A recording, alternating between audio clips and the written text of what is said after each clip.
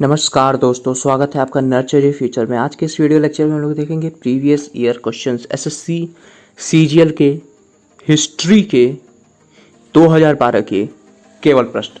मेरा नाम है अमन मिश्रा। ये वीडियो इंग्लिश में होने वाली है, तो इस तरह के जैसे मैंने 2011-2010 के बना चुका हूँ हिस्ट्री का, तो नीचे प्लेलिस्ट है डिस्क्रिप्शन में, उसे जाकर देखिए ज़रूर। तो चलिए शुरू करते हैं। पहला प्रश्न है आपके सामने, ये पूछ रहा है, आंसर कमेंट सेक्शन में जरूर बताया करें, नहीं तो कॉपी लेके ही खोल के बैठ जाएं और ट्राई करने की कोशिश करें। हिंदी में क्वेश्चन उसको बता दूंगा, चिंता ना करें। Which king is refers to as Devanampiya Piyadasi mean beloved of the gods in the inscriptions. इस क्वेश्चन को अगर हिंदी में अनुवाद किया जाए तो यह पूछ रहा है कि वह कौन सा राजा है जिसे रिफर्ड किया जाता है, जिसे माना जाता है देवनम्पिया पियादासी, अर्थात बिलव्ड ऑफ द क्या, भगवान का प्यारा, क्या भगवान का प्रिय। इन द इंक्रिप्शंस, इंक्रिप्शंस मतलब शिलालेख, जो भी उसके शिलालेख आज मिल रहे हैं उसमें माना जाता है। बताइए तो वो कौन है? तो उसका नाम है अशोका, अशोका दी ग्रेट। एक चीज जान लीजिए। अच्छा, the king Ashoka assumed the title of देवनम्पिया पियादासी which means beloved of the god, भगवान का प्रिय। he who looks on with affection, मतलब यह वह है जो देखते हैं स्नेह के साथ। ठीक है, affection मतलब होता है स्नेह। चलिए अगले प्रश्न की तरफ चलते हैं। प्रश्न संख्या 2 आपसे यह पूछ रहा है कि name the Maratha Sant who was a contemporary of Shivaji. मतलब अगर हिंदी में अनुवाद किया जाए तो प्रश्न पूछ रहा है कि उस मराठा संत का नाम बताइए जो समकालीन है। इस कंटेम्प्रेरी मतलब होता है समकालीन, मतलब समकालीन मतलब प्रेजेंट डेट, वर्तमान टाइप का, इस टाइप का है। तो contemporary, who was contemporary of Shivaji, तो उसका नाम है Sant Tukaram. Sant Tukaram was contemporary to the Shivaji, मतलब समकालीन थे शिवाजी के। ठीक है, तो थोड़ा सा इनके बारे में जानते हैं। एक सेकंड, थोड़ा सी गलती हो गया। हाँ, तो Shivaji the great Maratha king, बहुत मराठा किंग है, और फाउंडर ऑफ नेशनलिस्ट ट्रेडिशन, राष्ट्रवाद के इस ट्रेडिशन को इन्होंने लाया था। वॉज कंटेम्प्रेरी ऑफ तुकाराम, ये समकालीन थे तुकाराम के। तुकाराम ने इन्हें इंट्रोड्यूस किया था शिवाजी को रामदास से, जो कि उनकी स्पिरिचुअल एजुकेशन थे, मतलब आध्यात्मिक गुरु थे। ठीक है, अब अगले प्रश्न की तरफ चलते हैं। प्रश्न संख्या 3 आपसे ये पूछ रहा है, which of the following cereals was among the first to be used by the man. मतलब कौन सा वो अनाज है जो सबसे पहले इंसान के द्वारा यूज किया गया था। तो वह यूज किया गया था वीट। क्या? वीट। देखिए, वीट जो है वो पहला अनाज है, first cereal to be cultivated, उगाया गया by the man in the several places in the middle east. ठीक है, मिडिल ईस्ट कहाँ? इजराइल के जगह। इट वॉज सोड, पहले बोया जाता था, बड़ा किया जाता था, फिर काट लिया जाता, रीप्ड, सोड, tended and draped. Soon after 8000 BC, 8000 BC से के बाद ऐसा होना, कल्टीवेशन चालू हो गया था। ठीक है, the people of Jericho are the first known to lived mainly from the cultivation of crop. Jericho कहाँ है? जेरिको है आपका इजराइल। इजराइल में जो इजराइल की राजधानी है जेरूसलम, उससे करीब 55 किलोमीटर दूर है जेरिको। वहाँ पर ऐसा माना जाता था कि कल्टीवेशन ऑफ क्रॉप सबसे पहले आया। ठीक है, चलिए अगले प्रश्न की तरफ चलते हैं। प्रश्न संख्या 4 आपसे यह पूछ रहा है कि the treaty of Versailles restored Alsace Lorraine to. मतलब यह पूछ रहा है कि ट्रीटी ऑफ वर्सलीज जो है वह एल्सेक और लोरियान, 2 शहर हैं, वो किसको दे दिए गए थे ट्रीटी ऑफ वर्सलीज में? तो आपको ये बताना है। ठीक है, तो ट्रीटी ऑफ वर्सलीज बहुत इंपॉर्टेंट क्वेश्चन है। ट्रीटी ऑफ वर्सलीज जो है वो फ्रांस को दे दिया गया था। ठीक है, ट्रीटी ऑफ वर्सलीज किसके किसके बीच में हुआ था? तो जर्मनी, किसके? जर्मनी और एलाइड पावर, वर्ल्ड वॉर 1 की बात है। ठीक है, वर्ल्ड वॉर 1 की बात है। जर्मनी और एलाइड के पावर में लड़ा गया जब, तो वो वापस फ्रांस को दे दिया गया। ये ट्रीटी कब साइन हुई थी, ये भी आपको जानना बहुत इंपॉर्टेंट है। तो यह ट्रीटी जो साइन हुई, रुकिए एक सेकंड, थोड़ा सा आगे भागे। हाँ, ये ट्रीटी जो साइन हुई थी वो साइन हुई थी करीब 28 जून 1919 में साइन हुई थी, ठीक है। अच्छा, ये एक्ट में कब आया था, ये जो आपका एल्सेक और लोरियन शहर जो है वो कब वापस दे दिए गए थे फ्रांस को, तो वो दे दिए गए थे 10 जनवरी 1920 को, ठीक है। इस बात को भी आप ध्यान रखें।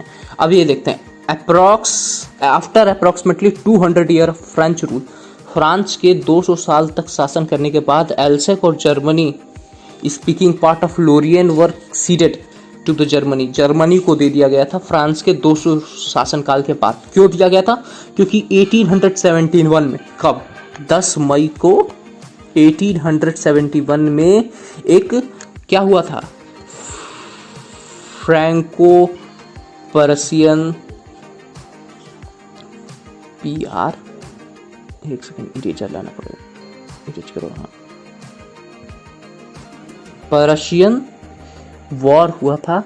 फ्रैंको पर्शियन वॉर के बीच में एक फ्रैंको पर्शियन ट्रीटी हुई थी, ट्रीटी ऑफ फ्रैंकफर्ट कहा जाता है उसको, फ्रैंकफर्ट।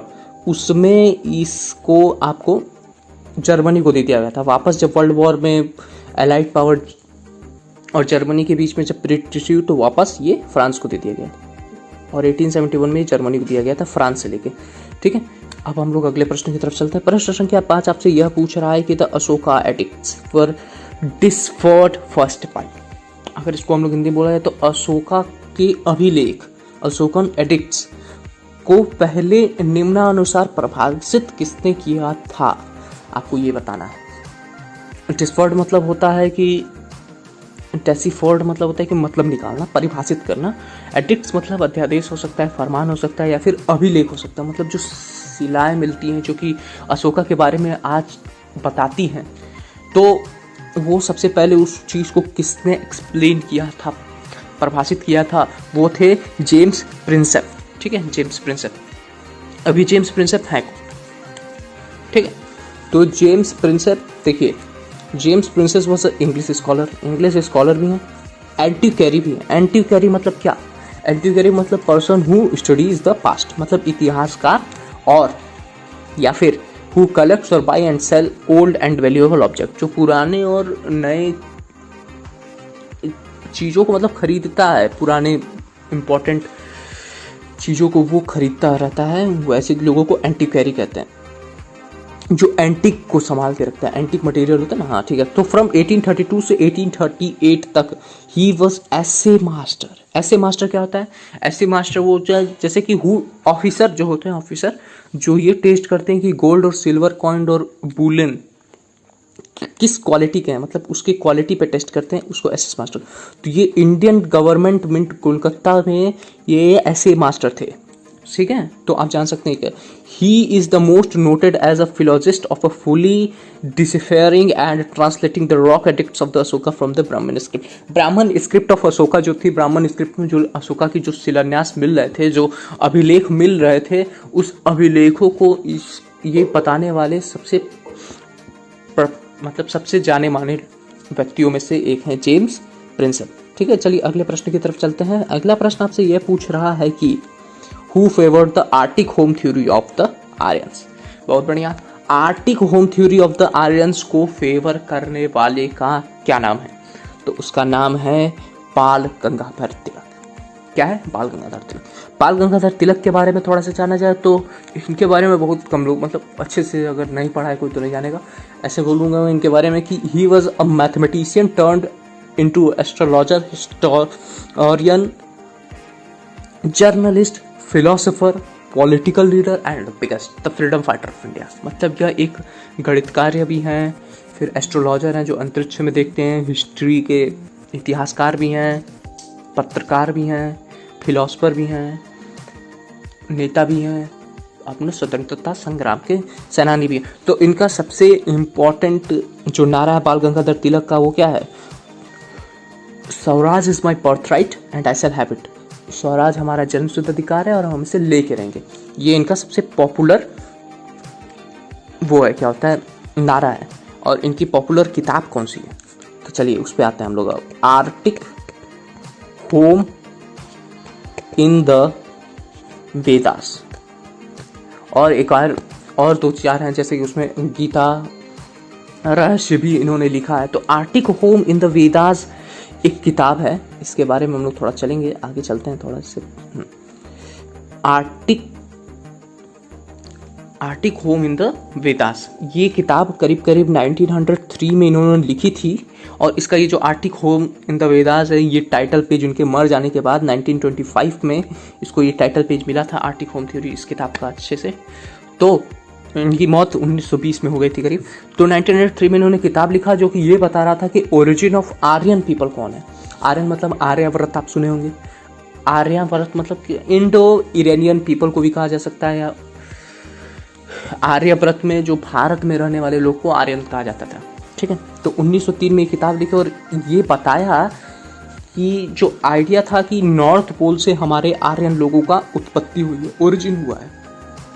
जब बहुत बड़ा ग्लेशियर पीरियड आया था करीब 8000 बीसी पहले, कितना 8000 बीसी पहले जब प्री ग्लेशियल पीरियड आया था, तो उस वक्त बहुत बड़ा आइस पिघल गए थे और वहाँ से हम लोग नॉर्थ पोल से हटकर इधर आए थे, एशिया और eastern northern part of Europe में हम लोग आए थे रहने। ठीक है, in search of land for survival. तो इस चीज़ को ये सपोर्ट कर रहे थे, इस बात को। ठीक है, और थोड़ा और पढ़ते। तिलक pronounced the theory of the Arctic home theory of Aryans, meaning at that the Aryans are originated in the Arctic region, मतलब नॉर्थ रीजन में, and later the journey south divided into two branches. One branches went to Europe while other branches came to India. वही कौन कौन Europe के कौन से, जैसे Iranians, तो ये सब क्या है, आर्यंस है।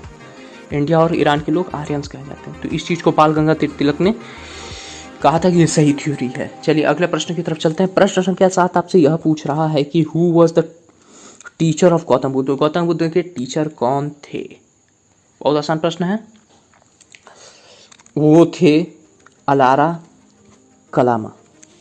ठीक है, गौतम बुद्ध के अलारा कलामा थे। ठीक है, अगला अलारा कलामा कौन थे? वॉज अ हर्मिट संत। ठीक है, और teacher of yogic meditation, yoga के मेडिटेशन के संत थे। Who lived near Rajgir according to the Pali canon scriptures.